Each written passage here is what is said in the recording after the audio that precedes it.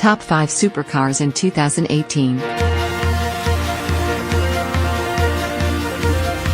1. McLaren 720S. Whispers within the walls of McLaren Automotive's Woking headquarters suggest the new 720S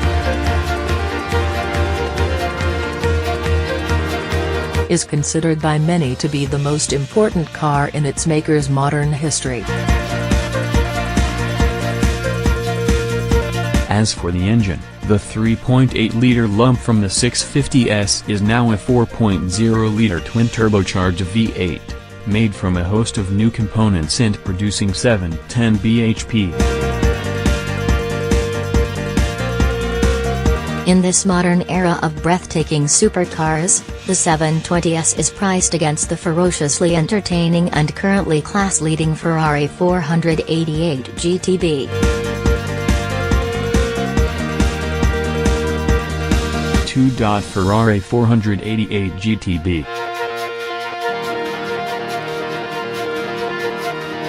In 1975, Maranello replaced the V16 with the 252 bhp 308 GTB, last year.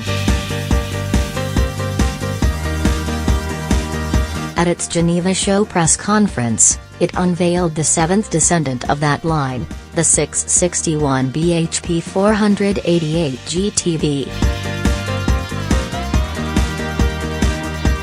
Perhaps this car should be called 398 GTB, with an extra character loud somewhere to represent those turbos. The logic of the car's nomenclature is also new. The 488's predecessors have flip-flopped between different rationales for their numerical identities since departing from the one that seemed to make the most sense, the first two digits of the name representing engine size and the last the number of 3. Lamborghini Huracan Performant. It has done so without a horsepower figure beginning with a 9. It has done so without electrical assistance, which would fill any torque gap left by an astonishingly highly tuned or turbocharged engine. Mapelli took one of the 15-minute slots set aside for very fast laps at the end of an industry pool test day and did one warm-up lap followed by a fast lap to record a time so quick that some people disbelieved it. We can do rather better than that here. We had use of our test track for 2 hours straight.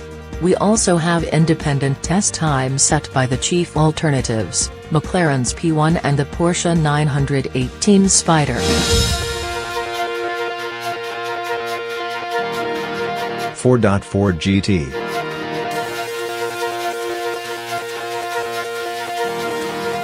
The new Ford GT was meant to be a Mustang, you know. A Mustang with which Ford would return to Le Mans in 2016 to have a crack at winning a class.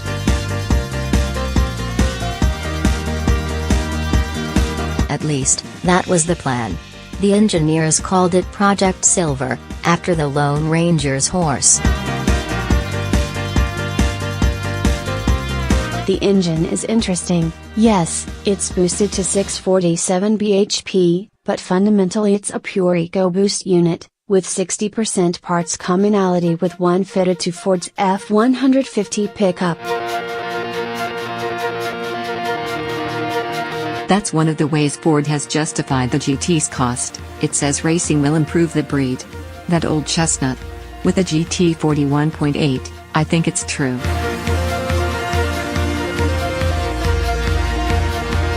5. Lamborghini Aventador. If you're going to drive a new Lamborghini Aventador LP700-4, especially when clad in the optional Vivid Arancia Argos paint, you should slap a couple of accident black spot roundels on its flags. As a thing to drive, the Aventador is as safe as anyone could reasonably expect a 690 bhp supercar with sub 3.0 seconds 0 to 62 miles per hour capability to be. Aventador has some seriously competent rivals in the form of the Ferrari F12 Berlinetta, McLaren 675 LT and Mercedes AMG GT. Does it do enough to justify consideration?